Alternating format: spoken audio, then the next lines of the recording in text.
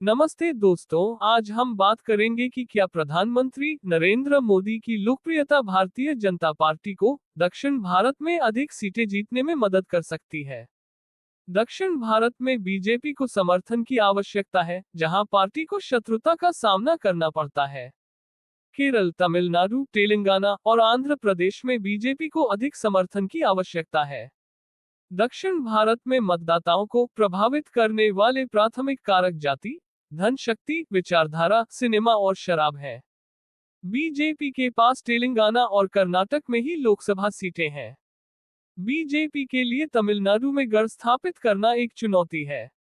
वाराणसी आए प्रतिनिधि मंडल काशी के आतिथ्य और स्वीकार्यता से अभिभूत थे। अनुभव ने देश के विभिन्न हिस्सों के लोगों को एक साथ ला दिया है। वहीं एक साड़ी की दुकान के मालिक राहुल राय ने कहा कि संगमम के बाद वह प्रतिनिधिमंडल के कुछ सदस्यों के संपर्क में हैं, जिन्होंने उनकी दुकान से बनारसी साड़ियां खरीदी। राजनीतिक विश्लेषक रतन मणि लाल ने कहा कि दक्षिणी राज्यों में से तमिलनाडु में भाजपा के लिए एक मजबूत गढ़ स्थापित करना एक चुनौती होगी, और यह पहले ही कर्नाटक, तेलंगाना और आंध्र प्रदेश तक पहुंच चुकी है। पार्टी उनकी सांस्कृतिक विरासत के जरिए अपना रास्ता बनाने की कोशिश कर रही है। तमिलनाडु में बीजेपी के प्रदेश अध्यक्ष के अन्नामलाई ने उत्तर दक्षिण संबंधों को मजबूत करने के लिए प्रयास किए हैं। बीजेपी ने लोकसभा चुनावों के लिए तैयारियां शुरू की हैं। प्रधानमंत्री नरेंद्र मोदी की लोकप्रियता का इस्तेमाल करके बीजेपी दक्षिण भारत में अधिक सीटें जीतने का लक्ष्य है।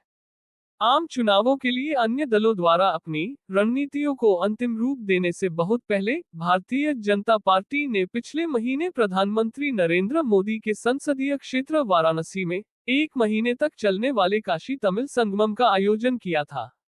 यह आयोजन भाजपा द्वारा दक्षिण भारत में पैर जमाने और उत्तर दक्षिण संबंध विकसित करने का एक प्रयास था। एक अकेली रणनीति पर्याप्त नहीं होती, इसलिए भाजपा काशी तमिल संगमम सहित विभिन्न ट्रैक पर काम कर रही है।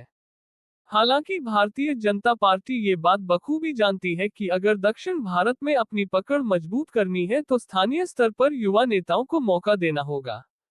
अब अगर 2024 के लोकसभा चुनाव में भारतीय जनता पार्टी तमिलनाडु में बेहतर प्रदर्शन करती है तो तमिलनाडु बीजेपी के प्रदेश अध्यक्ष के अन्नामलाई दक्षिण के सबसे बड़े रणनीतिकार साबित हो जाएंगे। अगर बीजेपी दक्षिण भारत में अपनी पकड़ मजबूत करती है तो ये पार्टी के लिए बड़ी जीत होगी। स्थानीय सांस्कृतिक विरासत के माध्यम से बीजेपी अपना रास्ता बनाने की कोशिश कर रही है। धन्यवाद दोस्तों इस वीडियो को देखने के लिए। अगर आपको यह वीडियो पसंद आया तो लाइक करें, शेयर करें और हमारे चैनल को सब्सक्राइब करें। धन्यवाद। जय हिंद।